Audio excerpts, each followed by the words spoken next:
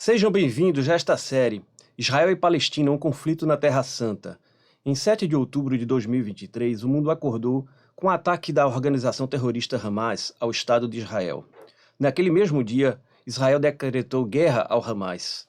Em seguida a esta declaração de guerra, houve também uma sucessão de guerras de narrativas, em que várias pessoas começaram a opinar a respeito do que estava acontecendo.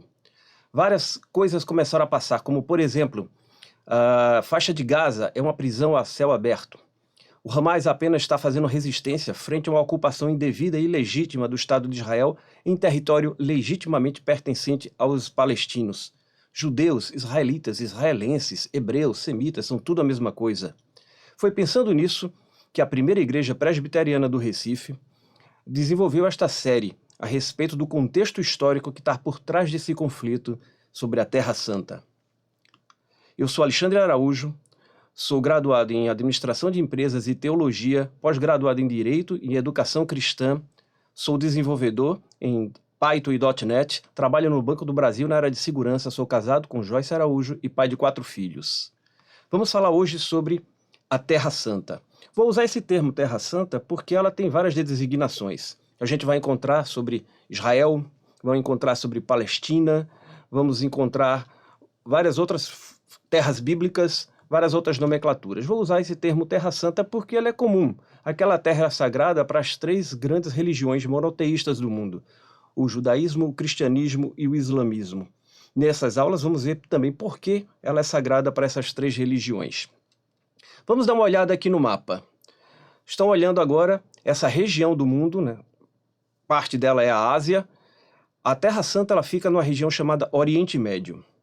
E é um território estratégico. Por quê? Ela é uma encruzilhada para os 3 continentes. Ela faz a união entre a Ásia, a África e a Europa. E é um corredor natural para as 2 grandes potências históricas do mundo antigo. Durante o mundo antigo, nós tínhamos 2 pontos geográficos em que grandes impérios surgiram. Na Mesopotâmia, desde a época dos Sumérios, e ali se desenvolveu o Império Babilônico, o Império Assírio, o Império Persa, e um império que sempre durou.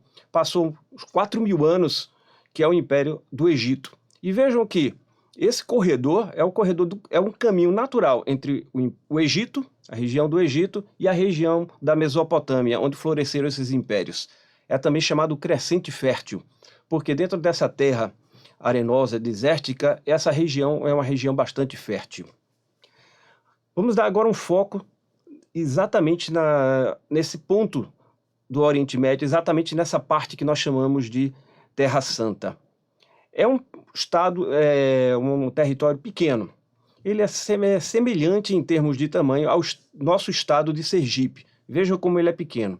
Porém, ele é importante também. Nós vamos ver que nesse estado, nesse território, nós vamos encontrar climas de diversos matizes. Nós vamos ter regiões montanhosas frias, nós vamos ter regiões desérticas, áridas, nós vamos ter regiões agradáveis no litoral. Então vamos dar uma olhada agora no mapa para fazer uma breve histórico da geografia, para que a gente possa entender, quando a gente for falar sobre os aspectos históricos da Terra Santa, a gente entender, quando for falar sobre determinada região, a gente poder se localizar. Então olha no mapa, logo acima, vocês estão vendo aí a região do Líbano e da Síria, os atuais Líbano e Síria. No passado, o Líbano era Fenícia e a Síria era território de Arã.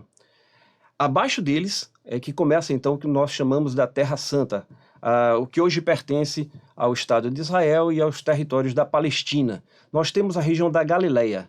Essa região ela tem esse nome caracterizado principalmente pelo Mar da Galileia, que é aquele marzinho ali, ó. Em hebraico é o Yan Kinneret. Kinneret é uma palavra em hebraica que significa lira, harpa, porque alguém observou aquele formato daquele lago e achou parecido com uma lira. Por isso que então é Yan Kinneret.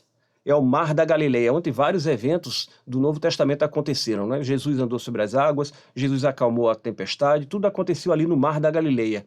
E é nas margens do Mar da Galileia em que cidades importantes da vida de Jesus estão localizadas, como é o caso de Cafarnaum.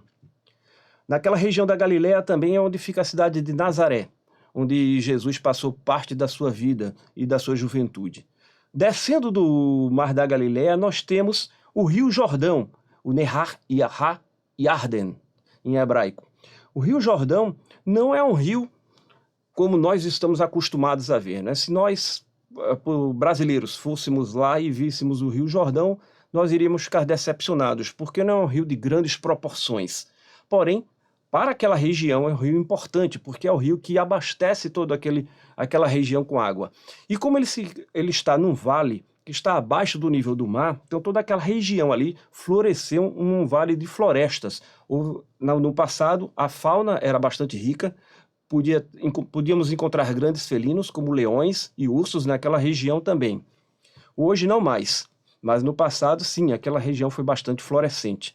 Então o Rio Jordão é um rio que tem 5,2 metros de profundidade e um comprimento máximo de 18 metros de margem a margem.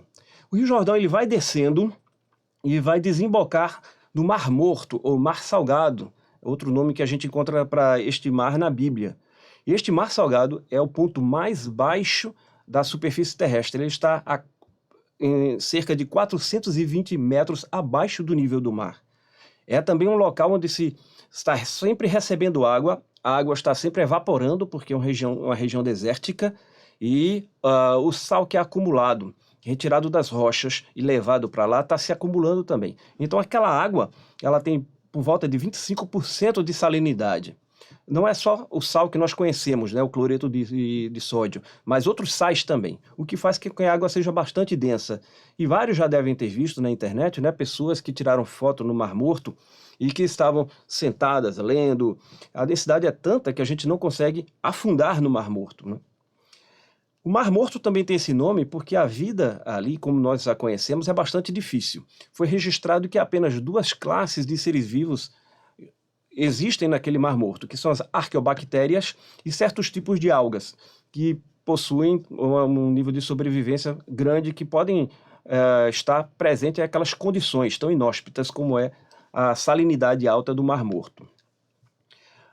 A oeste, então, do Rio Jordão, nós vamos encontrar ali uma cadeia de montanhas, que é a cadeia do Carmelo, com várias cavernas. O Carmelo ele está a 546 metros de altura, então a gente vai encontrar já, começando aqui, uma geografia bastante acidentada. Você tem o Vale do Jordão, que é um vale que está por volta de 200 metros abaixo do nível do mar, e depois ele sobe para então essas cadeias montanhosas, que começa com a Cordilheira do Carmelo, que está a 546 metros acima do nível do mar. Separa a cadeia do Carmelo da próxima cadeia de montanhas, que é o Planalto da Samaria, um vale fértil chamado Vale de Jezreel. Depois, nós temos aí o Planalto da Samaria, que foi uma região importante, onde ficou localizado o território do antigo Estado de Israel, aliás, do Reino de Israel, com cidades importantes como Samaria, Jericó. E aí, mais abaixo, nós temos então a região montanhosa da Judéia, onde nós temos cidades importantes como Jerusalém. E a região montanhosa é a parte mais alta que nós temos do terreno, chegando a 700 metros acima do nível do mar. Abaixo dessa região da Judéia, nós temos o deserto do Negev, uma região bastante árida, completamente desértica, quase não tem população vivendo ali no deserto do Negev. E mais a oeste ainda, dessa região montanhosa, nós temos então aqui o litoral, a faixa litorânea. Nós temos em cima a planície do Saron, ou também chamado de Cefelá, que tem essas margens com o mar Mediterrâneo. Abaixo nós temos então a planície da Filisteia, que recebe esse nome porque foi ali onde os filisteus se estabeleceram. Então vamos entrar agora na história dessa terra. A história da Terra Santa ela começa com o dilúvio bíblico que está registrado em Gênesis 6-9. Nós cristãos aceitamos a historicidade do dilúvio bíblico. Então para a gente o dilúvio foi um fato histórico. E nós vamos estar como ponto inicial da história justamente a mudança do mundo antigo para o mundo como nós conhecemos agora, que é o marco esse evento que foi o dilúvio bíblico. Embora que antes do dilúvio a gente tenha sinais de ocupação humana, assim. No Carmelo nós temos sinais da cultura neandertal. Em várias cavernas da Cordilheira do Carmelo foram encontrados resquícios, artefatos, covas com ossos do homem de Neandertal. Após o dilúvio bíblico, nós vamos encontrar uma ocupação ali em cima nessa região lá da Samaria e da Judéia, de tribos semitas. A arqueóloga Kathleen Kenyon, ela vai supor que Jerusalém, por exemplo, que é uma das cidades mais antigas dessa região, nós temos Jericó e Jerusalém por aí surgindo por volta de 7.000 a.C., de acordo com a datação do carbono 14 em alguns artefatos encontrados em sítios arqueológicos. Então a Kathleen Kenyon, ela vai dizer que Jerusalém ela foi fundada por povos semitas, ainda não identificados, por volta então dessa data, 7.000 a.C. O próprio nome original de Jerusalém, Salém, ele já dá essa indicação. Salém vem de Shalem, que em semita quer dizer crepúsculo. Crepúsculo, depois, essa palavra Shalem, ela vai receber um novo sentido. Vai receber o sentido de paz, harmonia. Por quê? É a sensação de alguém que está olhando para o crepúsculo, alguém que está admirando o crepúsculo, o pôr do sol. O que é a sensação que ela tem? Ela tem aquela sensação de paz, de harmonia. E então, Shalem fica então, com esses dois sentidos. O sentido original, crepúsculo, e o sentido posterior de paz, harmonia. É mais ou menos o que acontece com a palavra digital. No século XX, por volta de 1950, 1960, quando a gente falava em digital, o que é que a gente pensa? A gente vai pensar aqui nas marcas dos dedos, não é? Por favor, me dê aqui seu dedo para eu fazer uma impressão digital. Era esse o único sentido. Agora, no século XXI, digital já tem um outro sentido. Remete ao mundo virtual. Com o avanço da tecnologia, com o avanço da informática, então, quando a gente fala hoje no mundo digital, não é o mundo dos dedos, mas justamente o mundo virtual. Então vejam que palavras elas podem ser acrescidas de novos sentidos. É isso que aconteceu com Shalem. Mas Shalem, ela indica também essa origem semita da cidade de Jerusalém, que corrobora com a proposta de Kathleen Kenyon, de que aquela região ela foi inicialmente povoada por povos semitas. Um outro fato que atesta isso é registrado em Gênesis 14. Lá fala que Abraão se encontrou com um rei chamado Melquisedeque. Este rei, primeiro título, né, Melech Zadok, é um título semita, que quer dizer rei da justiça. Ele era rei de Salém. E ele adorava um deus, Elion, que Abraão se identifica como sendo seu próprio deus também.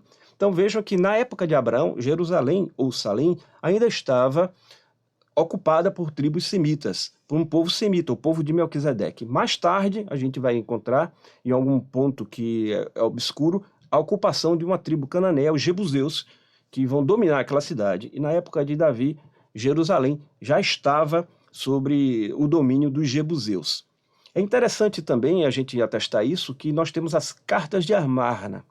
São cartas que foram escritas no período do faraó egípcio Neferkeperuri Amenhotep, ou mais conhecido como Amenófis IV, ou ainda Akhenaton, que é o nome que ele se deu, após fazer uma revolução religiosa, em que ele elimina todos os deuses do Egito e adota apenas um único deus, Aton. Ele recebe cartas de vários governantes das regiões dominadas pelo Egito, e naquele momento Jerusalém era domínio do Egito, por volta de 1350 a.C. E nessas cartas de Amarna, nós temos então menção a essa cidade, Ir Shalem, ou Ur Shalem, que muitos identificam então que seria justamente Jerusalém. Ir ou Ur, que como o egípcio e assim como o semita, eles não têm vogal, então vai ser muito do que o estudioso vai estar entendendo dali, né? Vai ter só a consoante.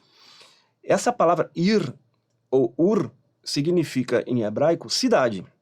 Então o que estaria ali era Ir Shalem, ou cidade da paz, que remete então a Jerusalém. Volta então de 2000, 2500 a.C., os semitas vão saindo de cena e a terra vai começar a ser dominada por tribos de cananeus. Quem eram os cananeus? Para a gente saber a identidade dos cananeus, nós temos que voltar ao texto bíblico. Acompanhe conosco.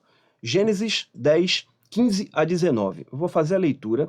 Todas as leituras bíblicas que eu fizer agora estão na versão Nova Almeida atualizada.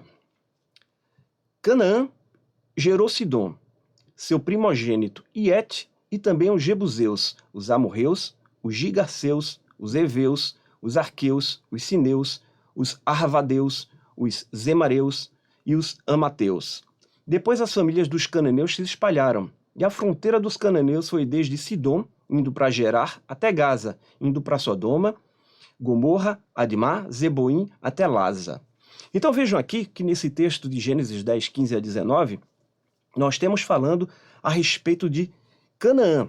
Canaã era filho de Cã. Para a gente saber quem é Canaã, quem são os cananeus, nós temos que, como falar, voltar ao dilúvio bíblico. Após o dilúvio, né, Noé e seus 3 filhos sobreviveram ao dilúvio na arca, e a partir dos 3 filhos de Noé, Sem, Jafé e Cã, por ordem então bíblica de nascimento, eles se espalharam e povoaram a terra.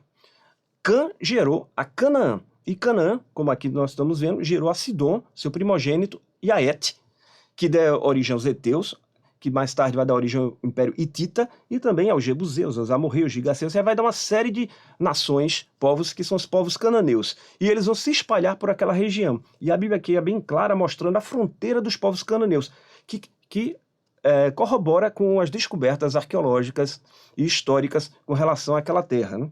A fronteira dos cananeus foi desde Sidom, e a gente vai voltar ao mapa e vai ver Sidom lá em cima, né? Indo para Gerar, até Gaza, lá embaixo, no território dos filisteus, indo para Sodoma e Gomorra, que é que vocês vão ver aqui, no canto inferior do Mar Morto. Então são aquelas cidades que mais tarde vão ser destruídas por Deus: Sodoma, Gomorra, Admá, Zeboim, até Laza. Então todo esse território são fronteira dos povos cananeus. Para os gregos, os cananeus eram chamados de fenícios. E daí muita gente confunde, né? Pensa que fenícios e cananeus eram povos distintos, mas não.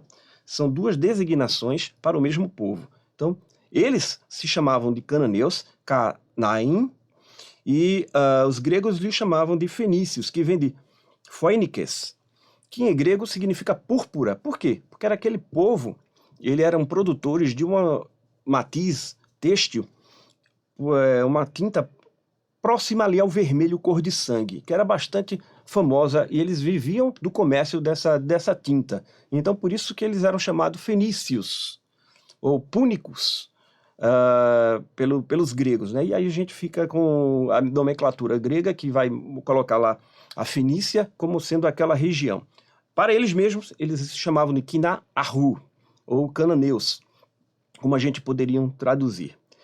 Os cananeus foram importantes para a história. Eles são os primeiros povos a desenvolverem um alfabeto, em que as letras elas tinham som monofônico. Cada letra, cada sinal trazia apenas um som. No primeiro momento, é claro, esse alfabeto era apenas consonantal, não existia sons vocálicos, apenas consoantes.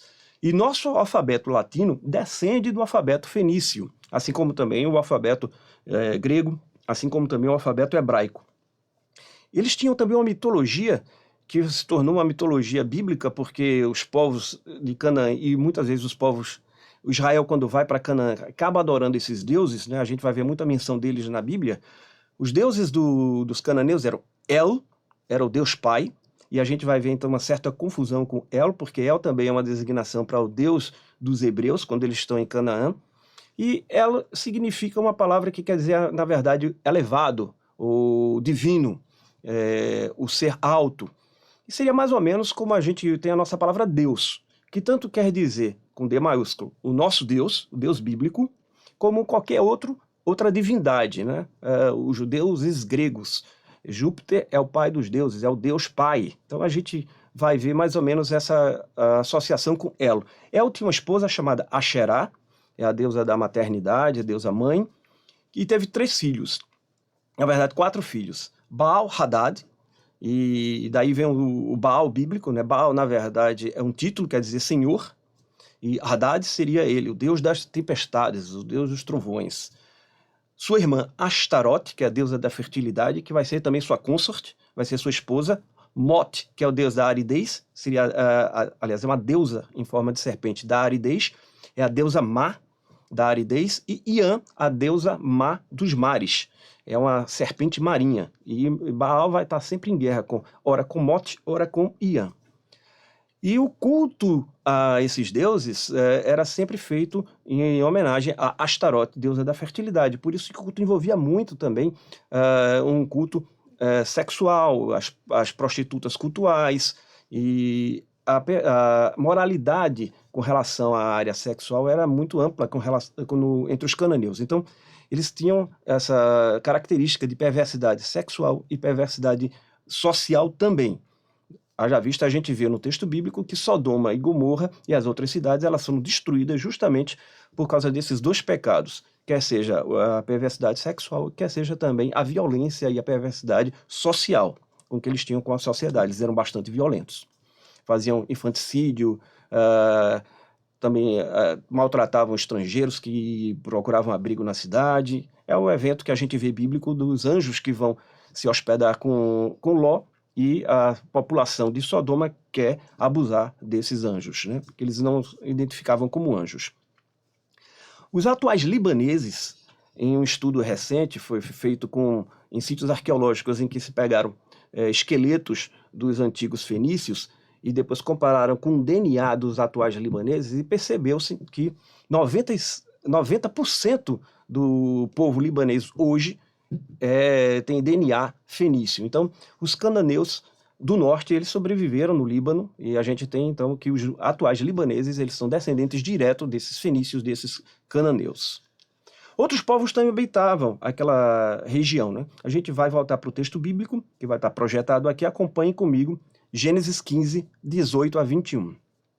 Naquele mesmo dia, o Senhor fez aliança com Abrão, dizendo: a sua descendência dê esta terra, desde o rio do Egito até o grande rio Eufrates, a terra dos queneus, dos quenezeus, dos cadmoneus, dos heteus, dos ferezeus, dos refaíns, dos amorreus, dos cananeus, dos gigaseus e dos jebuseus. Nesse texto aqui, nós vamos ver, além daquelas nações que nós já tínhamos visto, que são as nações dos cananeus, que são os queneus, quenezeus, cadmoneus, heteus, ferezeus, nós vamos ver também menção aos refaíns. Refaíns eram povos de gigantes, que ora são chamados também de Anaquins, ou filhos de Anak, e eles descendem dos Nefilim. O texto bíblico vai falar isso. Eles são gigantes, uma população de gigante, que, embora tenham sido uma população de elevada estatura, eles foram subjugados pelos cananeus. Então, na época em que Abraão transitava, peregrinava por Canaã, os refaíns já tinham sido subjugados pelos cananeus. E mais tarde, na época de Davi, eles vão ser destruídos pelos hebreus, pelos israelitas. Outros povos que também se estabeleceram na região vieram por volta de 3.500 a.C., provavelmente de ilhas gregas. São chamados de povos do mar. Alguns creem que eles vieram de Creta, que na Bíblia é chamado de Caftor. Então, seriam remanescentes do antigo Império Minoico, um império pré-histórico que floresceu antes da cultura grega, de onde nós temos aí a lenda do Minotauro, do labirinto, né? Então, esses povos, eles migraram dessas ilhas e vieram, então, para aquela região litorânea, a costa oriental do Mediterrâneo, e lá se estabeleceram. Para o povo, os cananeus, eles eram chamados de Felisti, que significam estrangeiros, ou povos do mar. Gênesis 10, 6, 13 e 14, acompanhe comigo o texto, vai falar sobre a origem deles. Os filhos de Cã foram Cush, Mitzraim, Put e Canaã. Mitzraim, só um detalhe aqui, Mitzraim é o ancestral dos egípcios, tanto que em Egito, em hebraico, é Mitzraim, e em árabe, Mitr. Então vejam que corrobora então com o texto bíblico. Voltando para o texto, Mitzraim gerou Ludim, Anamim, Leabim, Naftuim, Patruzim, Casluim, de onde descendem os filisteus, e Caftorim. Então, é daí que vieram os filisteus. Os filisteus também são povos camitas, a mesma origem étnica dos cananeus. Então, por isso que deram boas relações. Eram camitas que habitavam lá as ilhas gregas e vieram, então, e se estabeleceram naquela região onde já tinham povos camitas, que eram os cananeus. Eles ficaram, então, naquele litoral. O litoral mais ao norte, o Cefelá, ou planície de Saron, e o mais ao sul, chamado litoral da Filístia, justamente porque foi onde eles se estabeleceram. Outro povo que ali chegou foram os hebreus. Os hebreus chegaram por volta de 2000 a.C. Vejam que os filisteus chegaram por volta de 2000. e 500 a.C. e se estabeleceram na faixa litorânea. Eles não adentraram para o território de Canaã, onde já tinham cidades cananeias, os povos, os jebuseus, os heteus, os ferezeus já habitavam ali, os amorreus. Eles se concentraram naquela faixa, tanto da faixa ao norte, como eu falei, como a faixa ao sul. E aí, por volta de 2000, chegam os hebreus. Quem eram os hebreus? Voltemos ao texto bíblico. Gênesis 10, 21, 22, versículo 24. A Sem, que foi pai de todos os filhos de Éber, e irmão mais velho de Jafé, também nasceram filhos. Os filhos de Sem foram Elão, Assur, Arfaxade, Lude e Arã. Arfaxade gerou Salá, e Salá gerou Éber. O que é interessante nesse texto bíblico é o destaque que Moisés, que escreveu aqui o Gênesis, faz aos filhos de Éber. Veja, a Sem, que foi pai de todos os filhos de Éber. Por que esse destaque? Já que você tem uma linha genealógica em que Éber é apenas um nome, não é? Então, por que esse destaque? Justamente porque Éber deve ter sido um grande personagem, e os leitores originais entenderam isso, de onde descende os hebreus. Então, o nome hebreu tem a ver com descendentes de Éber. Antes de hebreus, nós podemos entender que eles são semitas, porque eles são descendentes de Sem. Então, quando a gente fala antissemitismo, ou semitas, nós estamos se referindo aos povos que descendem de Sem, o primogênito de Noé. Então, a Sem, que foi pai de todos os filhos de Éber. Então, Sem, em hebraico é Shem, que quer dizer nome, né? o nome, esse é o sentido original. Então, todos esses povos que estão colocados aqui, eles são semitas. Os hebreus são semitas. Mas nós também temos os assírios como semitas. Tanto que o segundo filho de Sem foi Assur, que é um ancestral dos assírios. Então, assírios e hebreus são semitas. A gente faz agora uma primeira distinção, não é? Hebreus e semitas não quer dizer a mesma coisa. Os semitas é um conjunto mais amplo que abriga tanto os hebreus como os assírios. Então, os hebreus são semitas, mas nem todo semita é hebreu, porque temos assírios que são também representantes, né? Temos os assírios, temos os elamitas, que são também semitas. E Éber, quem é esse personagem, né? Em hebraico é Ivre, e seu nome pode significar algo como a margem oposta do rio.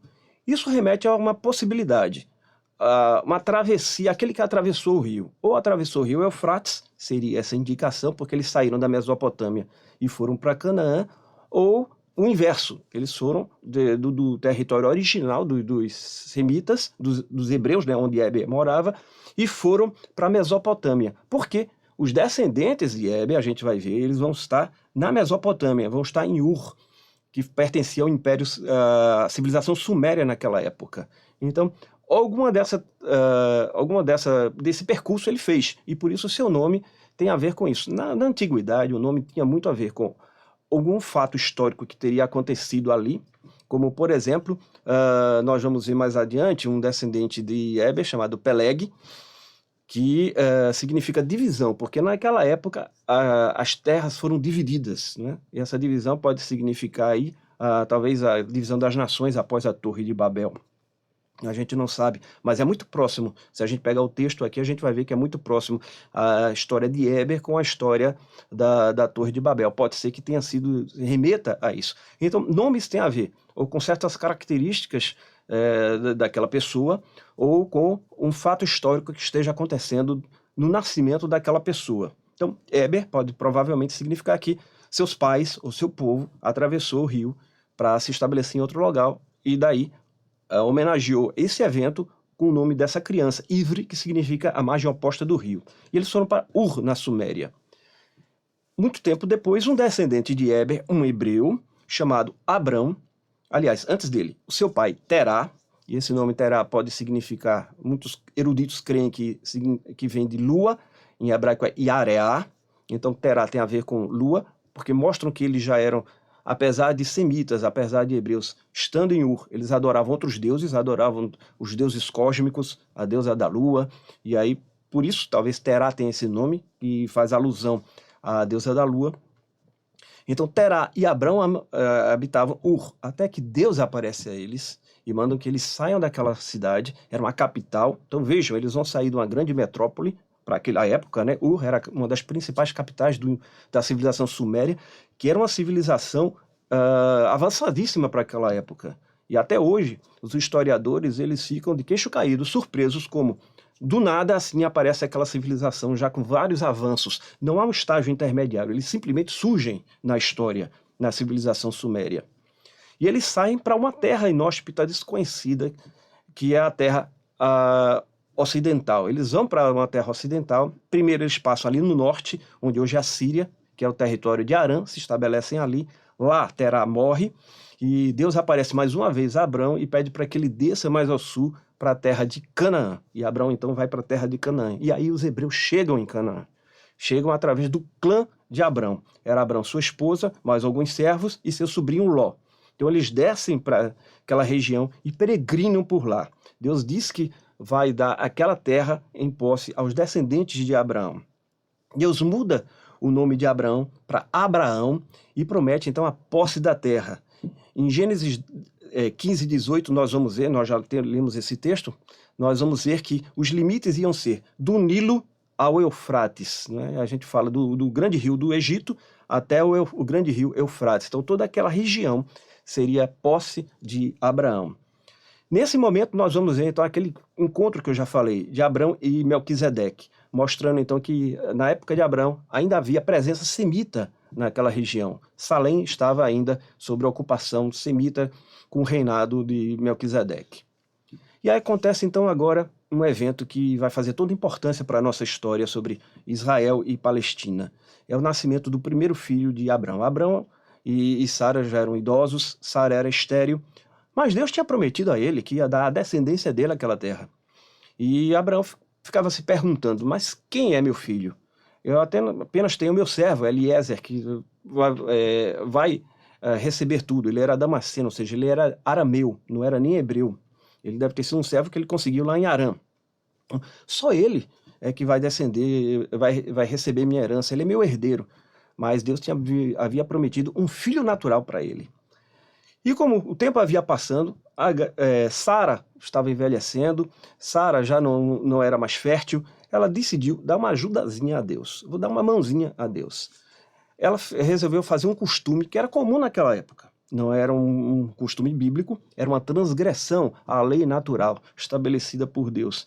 Em Gênesis 2, com relação à família, né, que o homem sairia da casa dos pais, se uniria à sua mulher e os dois se tornariam uma só carne. Então ela resolveu dar uma ajuda que é dar uma das suas servas, Agar, uma serva que ela tinha conseguido no Egito.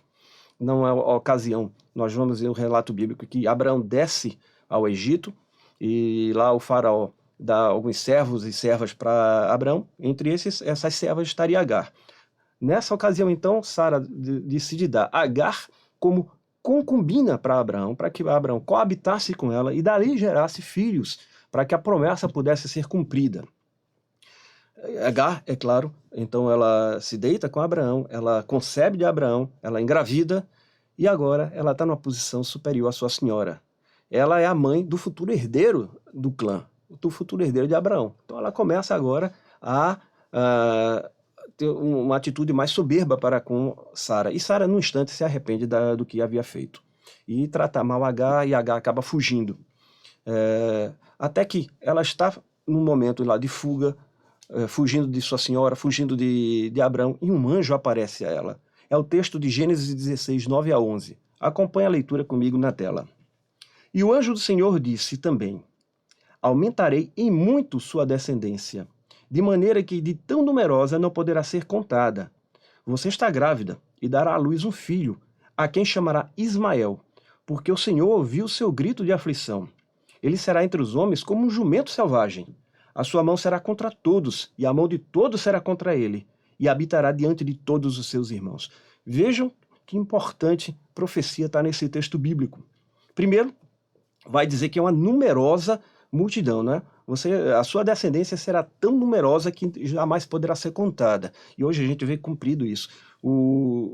Os árabes são descendentes de Ismael. Então, nós vamos ver mais à tarde aí, aqui que a palavra árabe, que provavelmente é uma palavra semita e que tem a mesma raiz de hebreu, então seria uma corruptela de hebreu, só que agora numa linguagem, um dialeto ismaelita fica árabe. Aí vem depois a terra da Arábia, onde os árabes eles vão se fixar. Mas na verdade eles eram ismaelitas, o texto bíblico fala de ismaelitas, os descendentes de Ismael.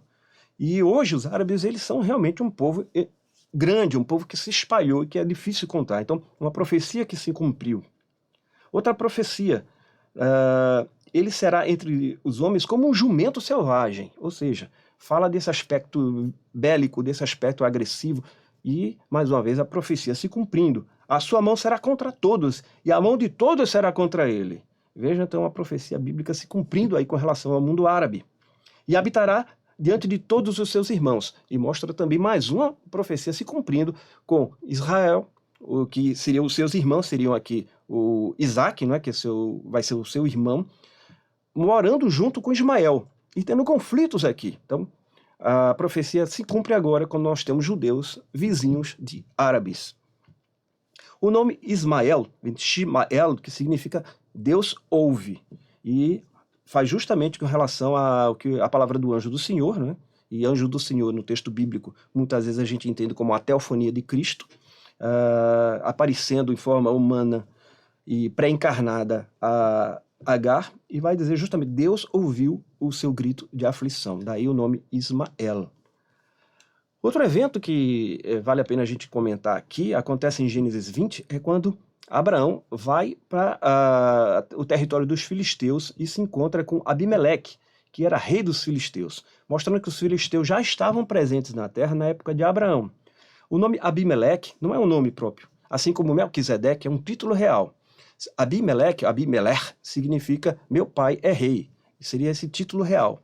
Então Abraão e Abimeleque mantêm umas certas relações ali de cordialidade, mostrando que nesse primeiro momento os filisteus originais e os hebreus eles viviam em paz. E esse é o período dos patriarcas, né? Nós temos aí Abraão. Mais tarde, em Gênesis 21, vamos ver o nascimento de seu filho Isaac, seu segundo filho, mas porém seu filho legítimo, porque é o filho do casamento, o filho com Sara. E Itzak significa em hebraico riso, porque Sara riu diante da profecia do próprio Deus que aparece pré-encarnado a Abraão e anuncia que daqui a um ano Sara iria dar à luz uma criança, e ela ri, então dá o nome Itzak, que significa riso. E Isaac também, nós vamos ver em Gênesis 26, 1, que ele também vai ter um contato com Abimeleque, o rei dos filisteus. Acompanha o texto bíblico. Sobreveio fome à terra, assim como tinha acontecido nos dias de Abraão. Então Isaac foi a Gerar encontrar-se com Abimeleque, rei dos filisteus. Então Isaac também tem contato lá com os filisteus. Embora o contato de Isaac com os filisteus já não foi tão amistoso como no tempo de seus pais. Os filisteus começam a roubar seus poços, e Isaac, mais pacifista, vai deixando para lá. E já mostra, então, uma certa animosidade surgindo entre os dois povos, né? O próximo patriarca é o filho de Isaac, que é Jacó. Gênesis 25 vai falar a respeito do nascimento dele, e em hebraico, Yaakov significa aquele que segura o calcanhar. Como eu falei, nomes têm a ver com eventos que aconteceram durante o nascimento da criança, ou históricos ou pessoais, ou até mesmo o caráter da criança.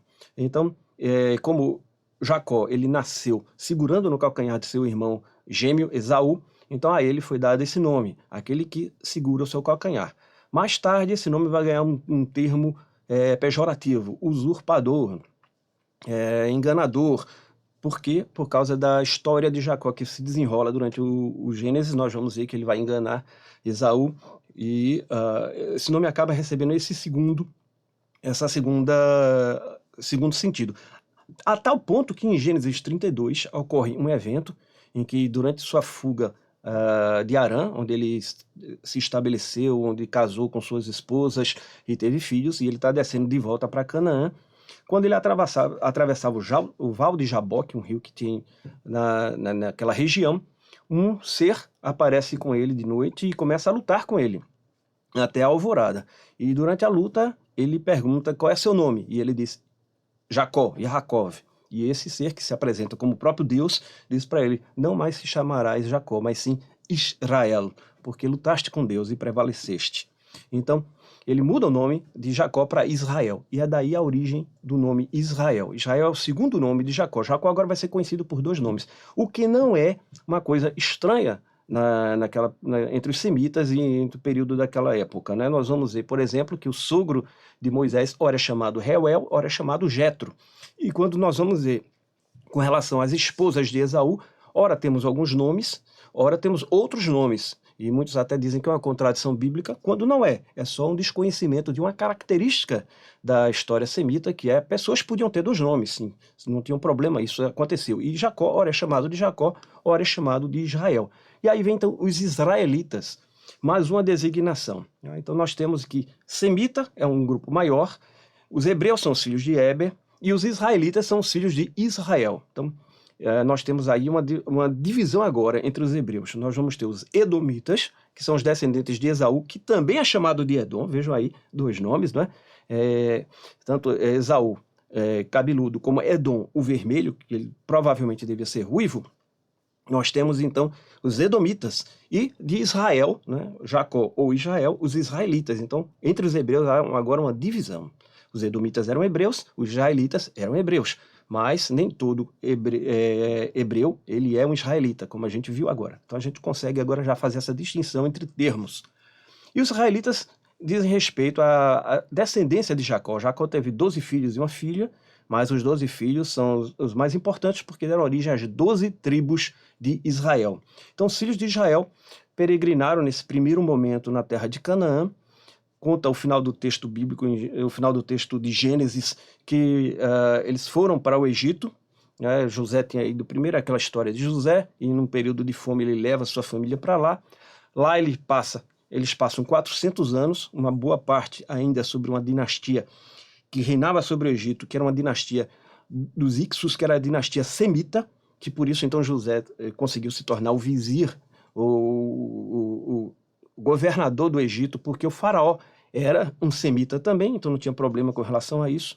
Quando muda, então, a dinastia, provavelmente o faraó que sucedeu, que reiniciou essa dinastia, era um faraó egípcio mesmo, provavelmente devia ser Harmoses, e aí surge então uma nova dinastia egípcia que não conhece a história de José e que escraviza os semitas que estão dentro do território do Egito. Dentre eles, então, nós temos aí os israelitas. E eles passam os últimos séculos escravizados. Até que Deus levanta Moisés, por volta de 1300 a.C., é a história que está no Êxodo, para libertar seu povo do Egito e, através das 10 pragas do Egito, tirá-los do Egito e trazê-los de volta à terra prometida.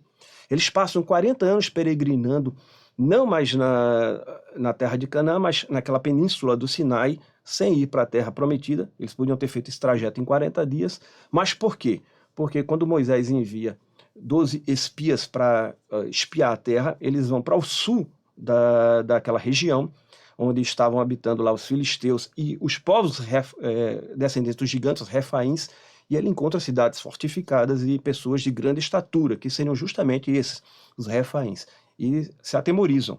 À exceção de Caleb e Josué, os outros 10, eles desestimulam aquela campanha militar. Diz que os israelitas não iriam prevalecer numa campanha militar contra o povo de Canaã, e todo o povo se atemoriza. E Deus os castiga por falta de fé, e manda com que aquela geração pereça no deserto. Por isso eles passam 40 anos peregrinando, até que, com Josué, eles conseguem fazer, então, definitivamente, então, a conquista daquela terra, a terra de Canaã. Eles conquistam aquela terra. Eles não conquistam além da terra, né, o que hoje é o Líbano e a Síria, né, aquela Fenícia do norte, eles não vão tomar posse dali, mas toda aquela região da Galileia, da Samaria e da Judeia, então eles vão conquistar aqueles povos, que eram povos ímpios, e que Deus já havia destruído pessoalmente Sodoma e Gomorra, e agora, através dos israelitas, ele vai trazer juízo àquelas nações e vai dar aquela terra como posse ao povo de Israel. E há uma partilha entre as tribos. Cada tribo pega uma parte do território. Vamos fazer destaque para a tribo de Judá, que pegou aquela parte da região sul, por isso que o nome da região é Judeia, né? Porque a maior parte daquele território ficou com Judá. E incrustado na tribo de Judá vai ter a tribo de Simeão, e ao norte uma faixinha de terra que vai ser da tribo de Benjamim. as outras tribos também se dividem ali, tanto na margem oriental como na margem ocidental do Rio Jordão. Na outra margem nós vamos ter também presença das tribos de Israel. E aí vem o período dos juízes, depois da conquista da terra. Deus levanta juízes para governar a terra. Geralmente o povo se entrega à idolatria. Deus manda que um povo venha oprimi-lo. Muitas vezes é usado os próprios filisteus. E Deus levanta, então, o povo se arrepende. Deus levanta um libertador, um juiz, que liberta o povo daquele povo opressor, e promove um avivamento, um arrependimento no povo. Eles voltam a adorar a Deus. E quando há paz, o povo se corrompe novamente. Isso é cíclico durante um certo período, até Samuel. E então Deus levanta agora a monarquia em Israel. O povo de Israel, ele agora pede a Samuel um rei, a semelhança dos outros povos que eles veem, né? São reinos em outros povos. Você vê, eles viram o faraó no Egito, né? Um monarca no Egito. Os outros povos da Mesopotâmia, todos eles têm reis, e Israel não tem rei. Israel é governado por juízes sazonais. E eles pedem agora um rei, à semelhança daqueles povos. E Deus levanta um benjamita chamado Saul, em cerca de 1046 a.C. É o primeiro rei de Israel. Ele unifica parte das tribos, começa a reinar lá, porém se desvia dos caminhos do Senhor, e o Senhor diz que vai acabar com a dinastia dele. E em 1010 a.C., Deus levanta uma nova dinastia, desta vez através de um membro da tribo de Judá, que é Davi. Então Davi começa uma nova dinastia, uma dinastia de judeus, de reis judeus. E sua principal contribuição para esse nosso estudo é que ele conquista a cidade de Jerusalém dos jebuseus. Jerusalém ali já chamava-se Yerushalayim, que provavelmente Yeru vem de Ir, né, ou Uru, ou Ur, que significava cidade. Então é a cidade da paz, a cidade de Shalem, né? Yerushalayim, ou Yerushalém. E eles vão... Davi conquista e torna aquela cidade, então, a capital do reino de Israel, do Reino Unido de Israel. Então, desde a época, 1000 e pouco antes de Cristo, por volta de 1900 e pouco antes de Cristo, que Jerusalém já é capital do Reino de Israel. Isso é importante quando a gente for voltar mais adiante sobre a questão de Jerusalém. Em 970, seu filho, Salomão, sobe ao trono e sua principal contribuição é construir o templo de Jerusalém, o templo ao Senhor em Jerusalém. Jerusalém, naquele momento, Jerusalém é uma cidade que ela é formada por duas principais colinas, né? Nós temos aí o Monte Sião, onde a cidade de Salém foi construída, a cidade de Davi, que ele estava estabelecida ali, e mais ao norte tem o Monte Moriá, que não tinha nenhuma edificação, fora algumas outras casas de alguns jebuseus que ainda haviam sobrevivido. E é naquele momento, naquele monte, né, o Monte Moriá, que Salomão constrói o primeiro templo, né? Ele vai encontrar um período de paz, Deus vai dar a ele um período de paz, tanto que seu nome Salomão tem a ver com Shalom, paz, já é um nome profético que vai profetizar um período de paz suficiente e prosperidade para que ele possa fazer essa grande empreitada que é a construção do templo.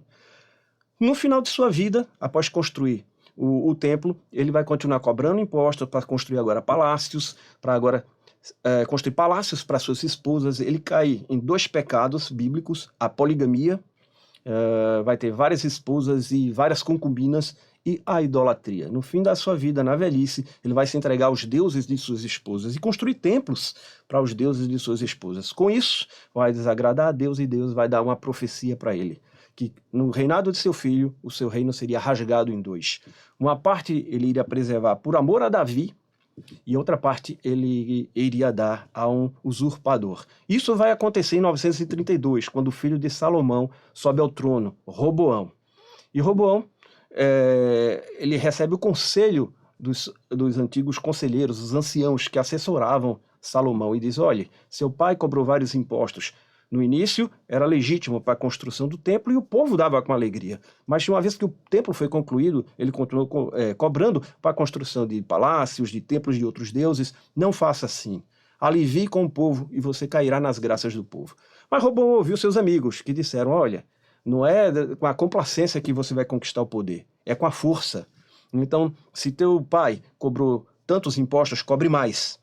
E assim Roboão ouviu não os conselheiros do seu pai, mas os seus amigos, os seus jovens amigos. E houve então um motim, as outras tribos se rebelaram contra ele e o reino foi dividido. O reino do sul ficou com Roboão, a tribo de Judá fiel a Roboão, um pouco da tribo de Benjamim, um pouco da tribo de Simeão, que já estava sendo absorvida pela tribo de Judá, e as outras tribos do norte, formaram o reino de Israel, sob Jeroboão, em torno de 931 a.C. Então Jeroboão começou a reinar no reino do norte, o reino de Israel, e no reino do sul ficou sendo chamado reino de Judá. Daí então já havia uma nova designação, os judeus. Os judeus podem tanto designar aqueles que são da tribo de Judá, como aqueles que são súditos do reino de Judá.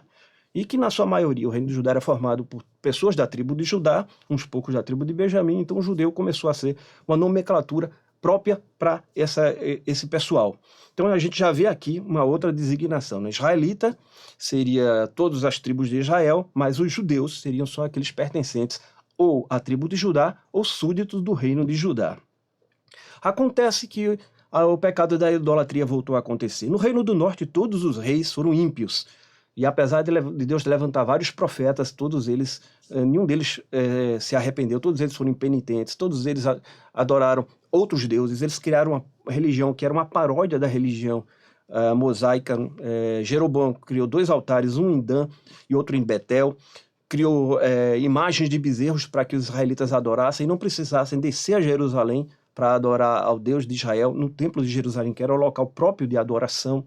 E com o tempo eles foram se desvirtuando tanto que eles começaram a incorporar os próprios deuses dos cananeus na sua religião. E muitos começaram a adorar Baal e outros deuses como Moloque, que era um deus que exigia sacrifícios de crianças, sacrifícios de crianças vivas, né? Então, isso foi desagradando a Deus. E no reino do sul, como é que acontecia? Ora você tinha um Deus piedoso, um rei piedoso que adorava a Deus, ora você tinha um rei idólatra, e sempre um profeta levantando ali. Mas no reino de Judá, pelo menos você às vezes tinha um rei piedoso, Deus dava misericórdia para o reino de Judá para que isso fosse preservado. E como juízo, Deus envia o exílio. O primeiro exílio veio para o reino de Israel, porque de todos os reis, nenhum deles foi um rei que havia se arrependido e feito com que o povo se arrependesse também. Então, em 722, Deus envia uma grande nação, um grande império que estava surgindo no Oriente Médio, lá na Mesopotâmia, lá na Mesopotâmia, que eram os assírios. E Salmanasar V, ele desce para combater o Egito, e no caminho ele encontra o reino de Israel e destrói o reino de Israel, destrói a capital Samaria e leva toda aquela população para terras estrangeiras. Eles tinham esse costume, eles queriam quebrar a identidade de um povo. Então o que eles faziam? Eles pegavam cativos, o povo conquistado levavam para outras terras para quebrar a identidade deles com aquela terra e traziam povos estrangeiros para aquela terra conquistada. E assim eles fizeram com Israel. Eles tiraram os israelitas, levaram eles para outras terras e trouxeram estrangeiros para morar naquele lugar. E alguns remanescentes haviam ficado, e esse povo mestiço que surgiu dali vai dar origem aos samaritanos. Por isso que os judeus não se dão com os samaritanos, porque entendem que os samaritanos não são judeus legítimos, mas mestiços. E também a religião deles não era a religião legítima, mas uma religião deturpada do que seria a religião dos judeus, o judaísmo. Então essas são as diferenças que no tempo de Cristo se evidencia, que a gente lê o Novo Testamento e a gente vê então por que os judeus não se dão com os samaritanos, por causa desses eventos. Eles eram estrangeiros e a religião deles não era uma religião legítima, mas uma religião sincrética entre o paganismo dos cananeus e outras religiões que foram dos estrangeiros que foram colocadas lá em um resquício do judaísmo. E o Reino do Sul? O Reino do Sul ele é preservado, porque alguns reis realmente se arrependem e Deus preserva. Mas, apesar de vários profetas como Jeremias ter profetizado, exigindo que o povo se arrependesse, que o rei se arrependesse, os reis impenitentes continuaram a existir. Principalmente Manassés, que foi um dos piores reis que o reino de Judá teve.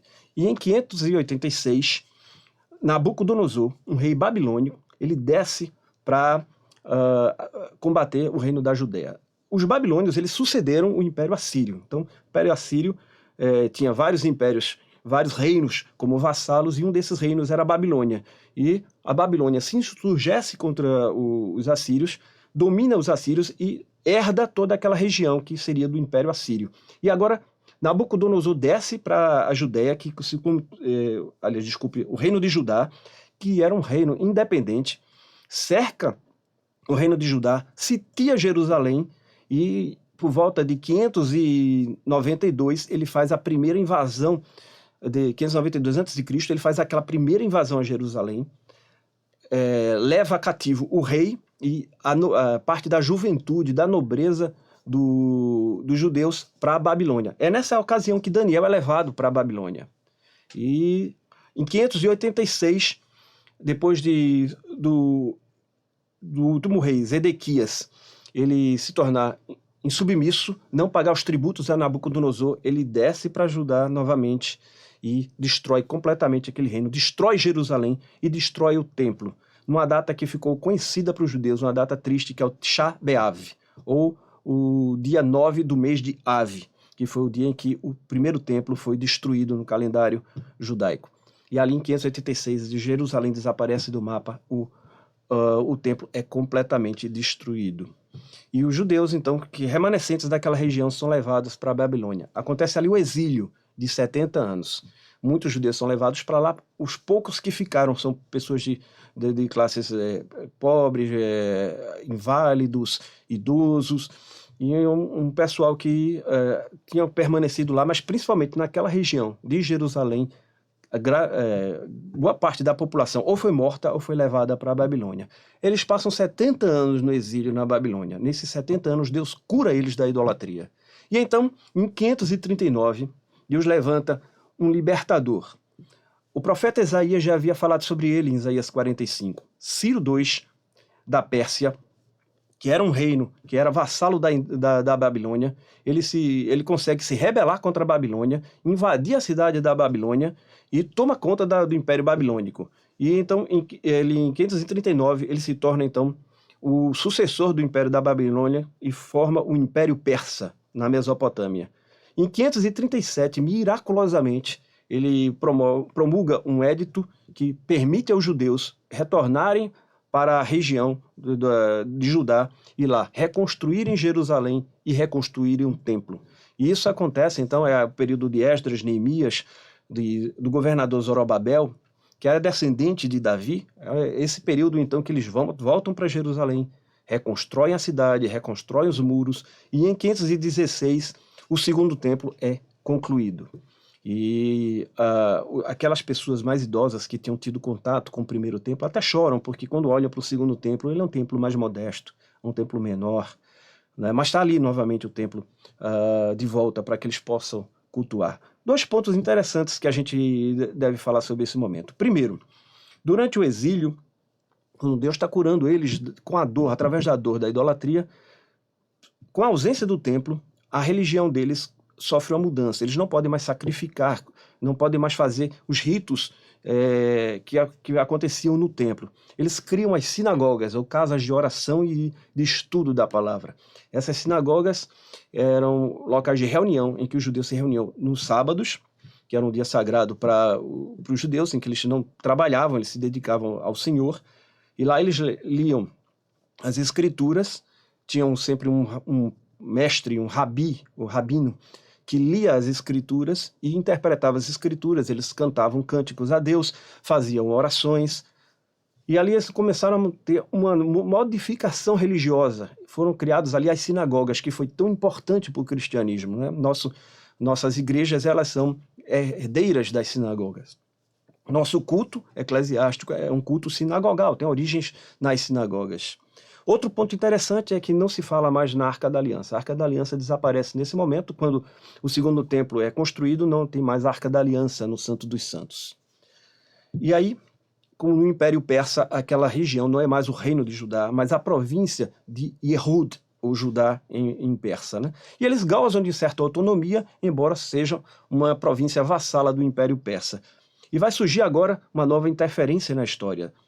Através de Daniel, nas profecias e nos sonhos de Daniel e dos sonhos de Nabucodonosor, Deus já havia avisado aquele profeta que iria manipular a história como um grande enxadrista movendo as peças para o surgimento do Messias, para a plenitude dos tempos. E esse envolvimento com a história tinha a ver com o surgimento de 4 grandes impérios.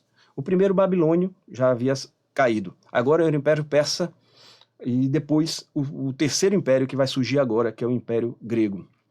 Em 331, Alexandre III, também chamado Alexandre o Grande, rei da Macedônia, ele empreende então uma campanha militar de expansão do seu império. Ele tinha sido discípulo de Aristóteles, o famoso filósofo, e tinha assumido para si a missão de helenizar, ou levar cultura aos povos que ele considerava selvagens, bárbaros, porque não tinham cultura. Ele não levava em consideração a cultura dos outros povos, achava que cultura era só a cultura helênica, a cultura dos gregos. Então é o movimento do helenismo, levar aos outros povos a língua grega, a filosofia grega, a religião grega, os costumes gregos, os esportes, né, a cultura do corpo dos gregos. Então essa era a grande missão de Alexandre. E ele quis então expandir, criar um grande império helênico.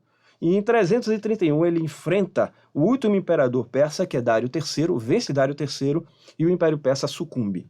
E agora todos os domínios que eram dos persas passam a ser domínios dos gregos.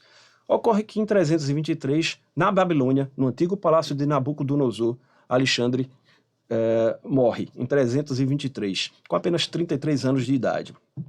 E seu império ele é dividido com os 4 generais dele, Ptolomeu, Seleuco, Lisímaco e Antígono. Cada um pega uma porção do império. Ptolomeu vai pegar o Egito e o Oriente Médio, e a região onde estava a província de Judá. Seleuco pega a Ásia, e os outros vão pegar lá a Macedônia e a Ásia Menor. O período do chamado Império Ptolomaico, onde vai ter Ptolomeu, vai ter Cleópatra, onde eles vão se estabelecer no Egito, na cidade de Alexandria. Ali vai ter uma colônia muito forte judaica. Lá em Alexandria, Ptolomeu II vai fundar a famosa Biblioteca de Alexandria.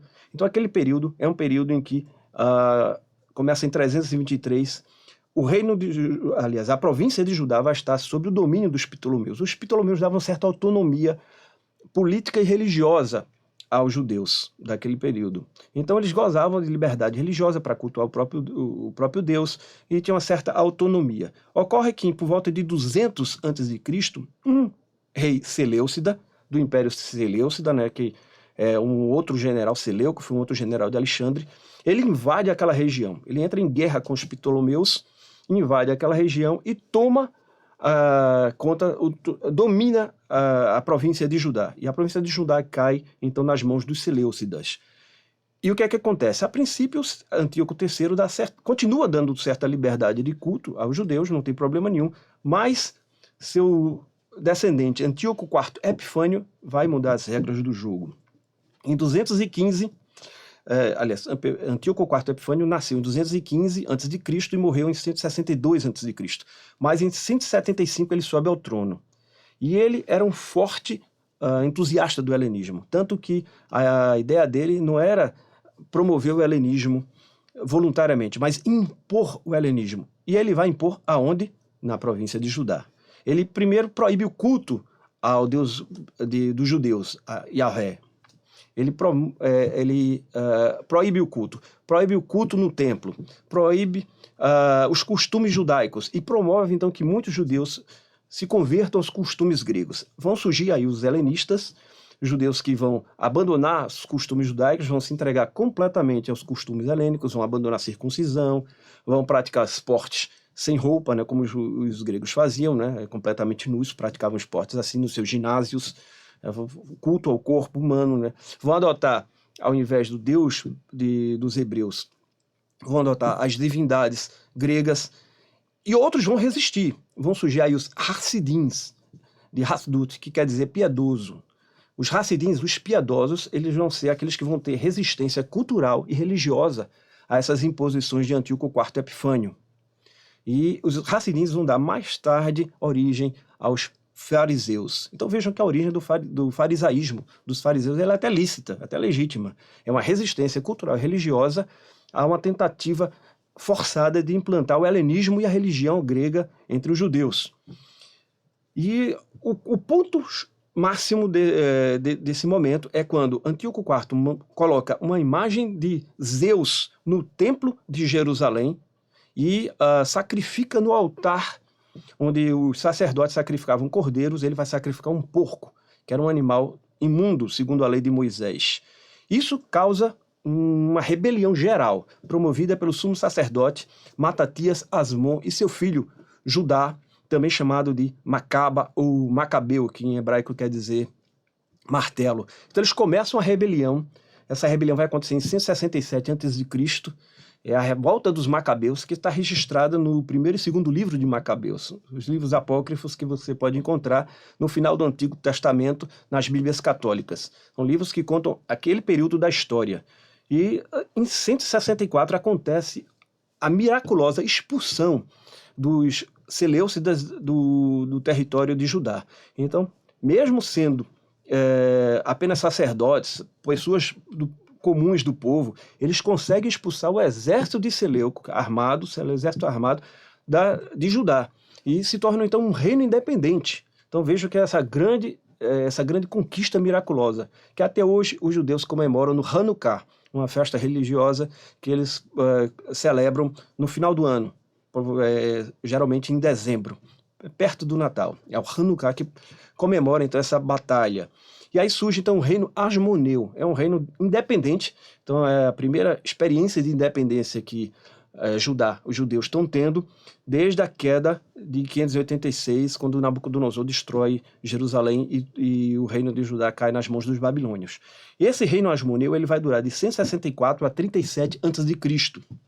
e vai reinar os descendentes de Matatias Asmon, por isso que é chamado reino Asmoneu, ou reino Macabeus, porque é os descendentes de Matatias e de Judá Macabeus. Até que, em 67 a.C., surge uma disputa pelo trono. Aristóbulo II, que era apoiado pelo partido dos saduceus, os saduceus eram um partido que vai surgir justamente nesse período, eram pessoas que tinham apoiado os gregos, e agora que os gregos tinham saído, eles tinham voltado para o judaísmo, mas tinham preservado algumas características, como, por exemplo, eles eram materialistas, eles não acreditavam no sobrenatural, não acreditavam na ressurreição, não acreditavam em anjos, eles só aceitavam a lei de Moisés e não o resto das escrituras. Então eram a elite econômica daquele reino. Então Aristóbulo II é apoiado pelos saduceus. Mas seu irmão, João Hircano II, é apoiado pelos fariseus, que são aqueles piedosos que mantêm a religião judaica, mantêm os costumes judaicos, acreditam no sobrenatural, em anjos, na intervenção de Deus. E ocorre então essa disputa em 67 a.C. E o que é que acontece? João Hircano vai, vendo que essa disputa não vai dar em nada, ele pede o arbítrio de um povo estrangeiro. Ele manda buscar embaixadores dos romanos, pede ao Senado romano que envie um árbitro para tomar a decisão ali. E em 64 a.C., Roma manda o general Pompeu para Jerusalém para decidir sobre a questão. O que vai acontecer nessa história, a gente vai ver no próximo vídeo. Nos acompanhe no nosso próximo vídeo para vermos o desfecho dessa história e o surgimento, então, do período em que Jesus nasceu. Com o desfecho dessa história vai se montar, então, a província da Judéia, a Judéia sob a dominação romana, e é justamente o período em que Jesus nasceu. Um forte abraço a todos, nos vemos no próximo vídeo.